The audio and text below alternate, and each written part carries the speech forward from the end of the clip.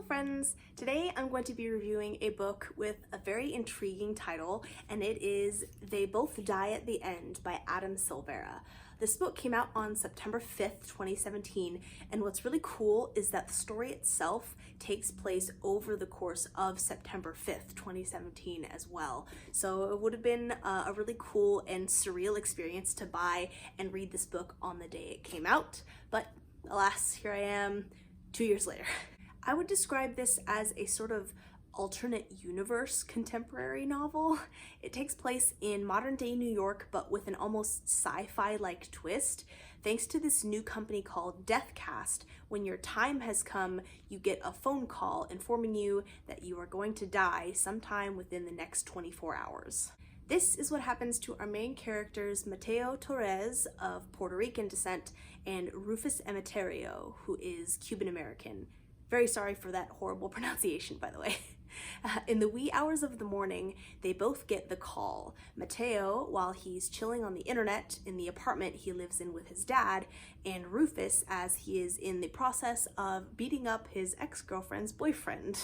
After some agonizing moments of self-reflection and delaying the inevitable, as well as some heart-pumping confrontations, the two of them independently decide to download an app called Last Friend.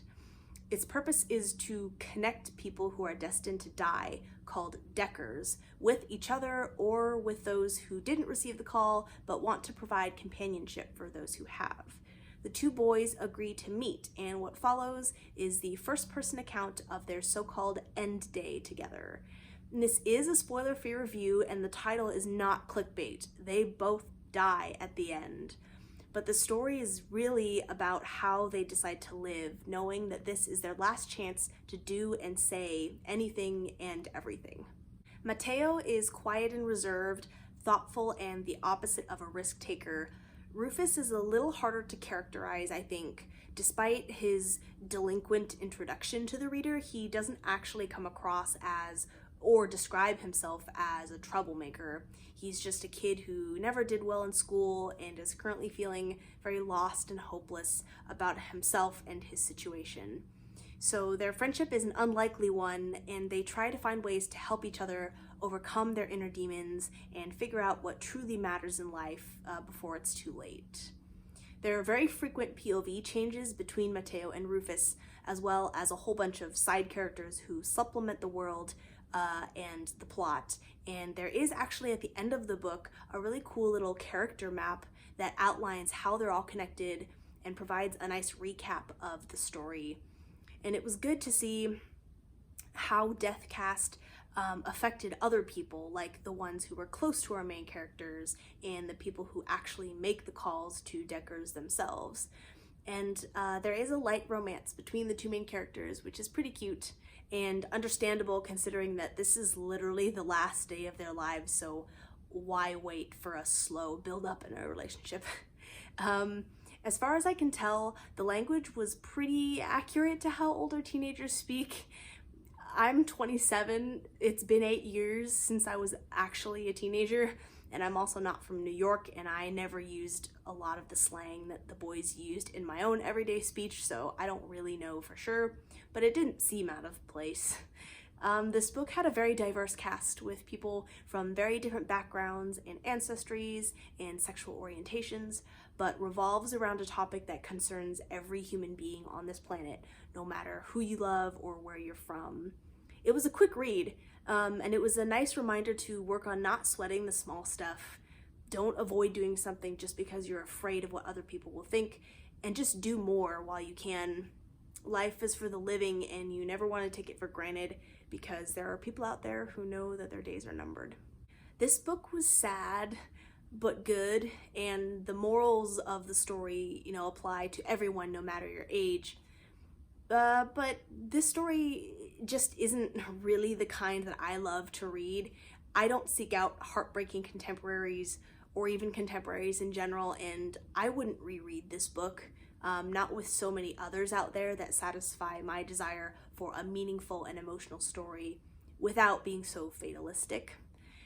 Stories that take place in the real world and have no elements of fantasy or magic have never been my favorites, and this was no exception, even though there were plenty of fictitious places incorporated because of the way the world has adapted to having death cast as a part of regular life. And on a related note, even though I never expected an explanation of any kind, because that's not what this book is about, I can't help but wonder exactly how Deathcast figures out when people are gonna die.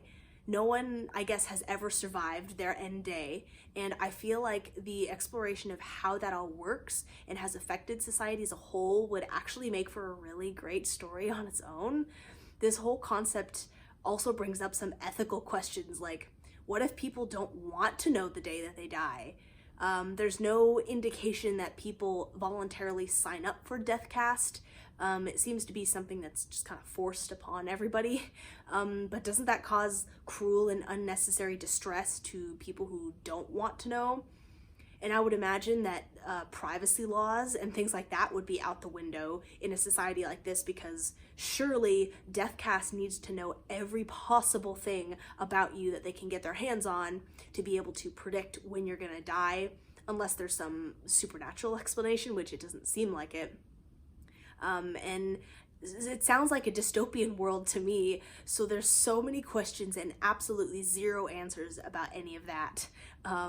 That aspect of the book is very sci-fi, and in retrospect, it clearly captured my interest more than anything else did.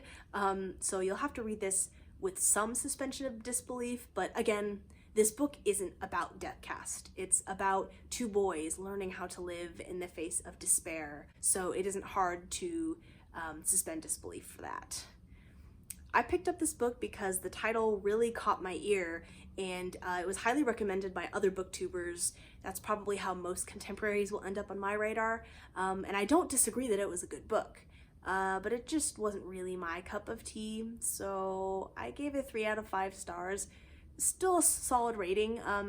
Despite the interesting premise, I probably wouldn't recommend it to anyone unless they specifically enjoy reading sad stories, which I know is a thing that other people do, or if someone is looking for, any and all books with diversity and LGBTQ plus representation. So thank you so much for watching. I hope you enjoyed, and I hope that this helped you make a bookish decision in some way, and I will see you next time. Bye!